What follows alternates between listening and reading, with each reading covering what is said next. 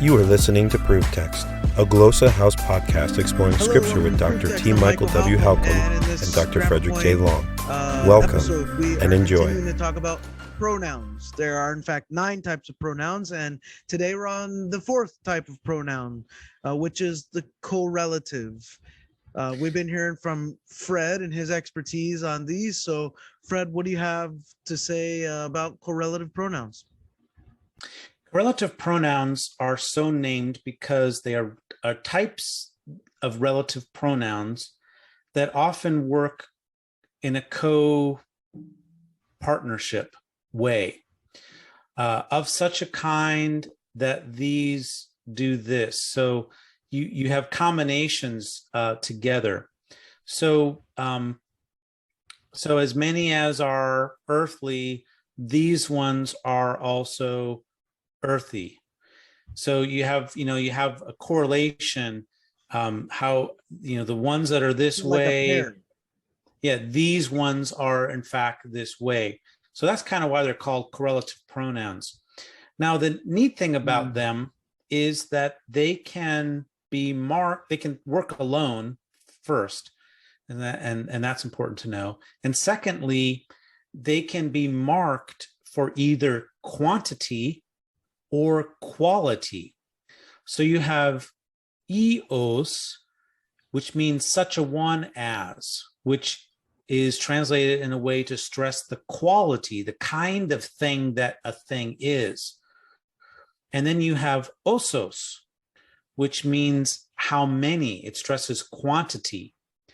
And each of these are relative pronouns. And so they refer to, they start a subordinate clause like a relative pronoun would do, but then there's one type that is marked, it's formed a little bit differently, eos, so it's omicron iota with a rough breathing mark, then omicron sigma.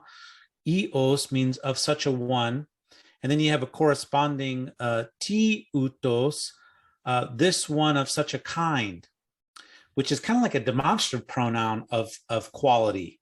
So these correlative pronouns are rather dynamic. They have, depending on the form, they can be like relative pronouns or they can be like demonstrative pronouns, but then they can also be marked for stressing the quality or the kind of thing that it is, or the quantity of that thing. And that's where the exegetical payoff is to know which one. So, for example, let me go to a couple examples here. 2 Corinthians chapter 2, Paul talks about the Corinthians' need to forgive somebody, and he talks about this person as such a one as this person. So, if you look at 2 Corinthians 2:16, such a person as this, we need to forgive.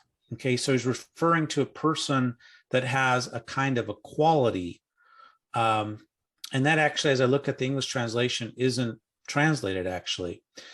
Another example, at least in the NIV, another example is in Matthew, 7:12, right? The golden rule. So in everything, do to others what you would have them do to you. Well, that doesn't capture it. In the Greek is all things, therefore, how much ever you want that people do to you, thus also you be doing to them. So did you catch that? How much as. So there's stress. I would call this quantitative stress. So everything, however much you would want. So that's stressed in the Greek, like it's a double stress on quantity. You have pas, and then you have this correlative pronoun osas being used here in the plural, osa, how many, and then the ever comes from the aeon, which is the conditional added to it. So yeah, these are really fun pronouns. They're kind of rare. You may not learn them in beginning Greek, but there's a lot of exegetical payoff. Pay attention to whether they're marked for quantity or marked for quality. Yeah. Excellent. Wow. Yeah, appreciate that. And for those of you listening, we hope that helps. Yeah, thanks for listening. Interested in growing your ancient language skills but not sure where to start? Glossa House can help. From illustrated readers and short stories to lexicons and grammars, Glossa House offers a variety of resources for beginning, intermediate, and experienced ancient language learners. Head to glossahouse.com today. Glossa House, language resources for the global community.